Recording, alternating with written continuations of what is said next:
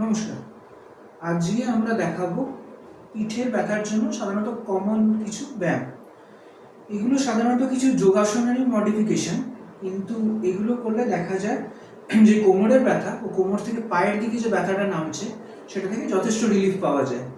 আমরা এগুলোকে টার্মিনোলজি দিয়েছি লাম্বার ফ্লেকশন এক্সারসাইজ।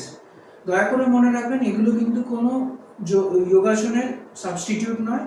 কোমরের ব্যথা হলে অবশ্যই আপনার ডাক্তারের সঙ্গে যোগাযোগ করে তারপর তিনি অনুমতি দিলে তারপর এগুলো করবেন। এগুলো কিন্তু সবাইকার জন্য নয়, কারো কারো ক্ষেত্রে এগুলো করলে ব্যথা বাড়তে পারে। প্রথমে আমরা যেগুলো স্ট্রেট লেগ রাইজিং বা এসএলআর এক্সারসাইজটা দেখাচ্ছি। পাটা সোজা করে 90 ডিগ্রি তুলতে হবে। যে পেশেন্ট যতখানি তুলতে পারেন ততখানি তুলবেন, খুব বেশি ধরুন এতটা তোলার পর ব্যথা বাড়ছে, তখন জোর করে আরো বেশি তোলার দরকার নেই। যেখানে ব্যথা শুরু হচ্ছে সেই জায়গাতেই আটকে থাকা চেষ্টা করা, পাটাকে নিজের দিকে একটু টেনে রাখা। এরকম ভাবে 1 থেকে 10 গুণে নামিয়ে রাখতে হবে। সেই একই প্রসেস অন্য পায়ের জন্য।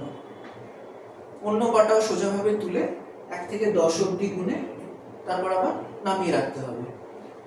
এই দুটো ব্যায়ামই 10 বার এই পা 10 বার এই পা, এরকম সকালে, দুপুরে, রাত্রে 3 বেলা এক্সারসাইজটা চালিয়ে যেতে হবে।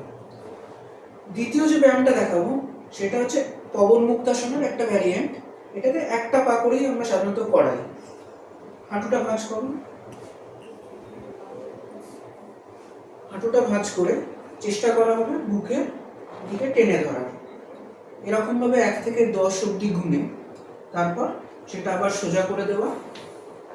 তারপর অন্য পাটা ভাঁজ করে 1 থেকে 10 অবধি গুণে আবার সোজা করে দেওয়া। মনে রাখতে হবে, কারোর হাঁটুতে ব্যথা থাকে বা হাঁটু রিপ্লেসমেন্টের পর এটা করা কিন্তু একটু রিস্কি। সেক্ষেত্রে যেটা আমরা সাধারণত বলে থাকি যে হাঁটুর জায়গায় থাইয়ের এখানটা চেপে ধরে নিজের বুকের দিকে টানা। এক্ষেত্রে পেশেন্ট যতটা পারছে, ইয়াং ফিট পেশেন্ট হলে চেস্টের সঙ্গে ঠেকিয়ে দেওয়া যেতে পারে, কিন্তু যদি পুরোটা না পারে তাহলে যতটা পারছেন নিজে, যতটা করলে ব্যথা হচ্ছে না ততখানি টেনে সোজা করে দেওয়া যেতে পারে। লক্ষণীয়, একটা পা তোলার সময় অন্য পাটা কিন্তু সোজা থাকছে, মানে অন্য পাটা যেন কোনো মতেই ভাঁজ না হয়, এটা দেখতে হবে।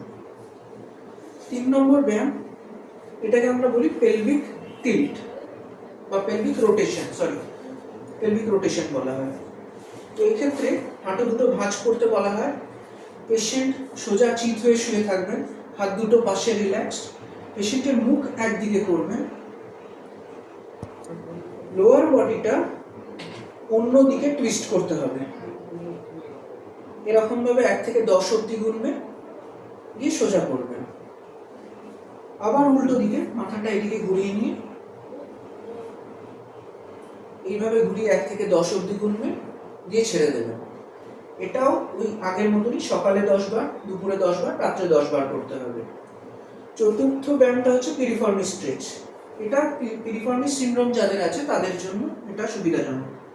পাটাকে থাইয়ের ওপর ক্রসে রাখতে হবে।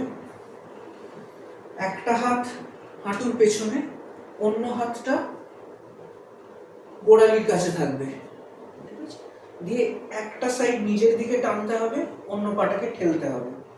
এখানে আমাদের পিরিফর্মিস মাসলটা যেটা আছে সেটা এই এক্সারসাইজ করলে স্ট্রেচটা উঠায়, সুতরাং সায়াটিকার ব্যথা কিছুটা কম করতেও এটা সাহায্য করে। বেসিক ফ্লেকশন এক্সারসাইজের মধ্যে আমি এই 4টি প্রেফার করি।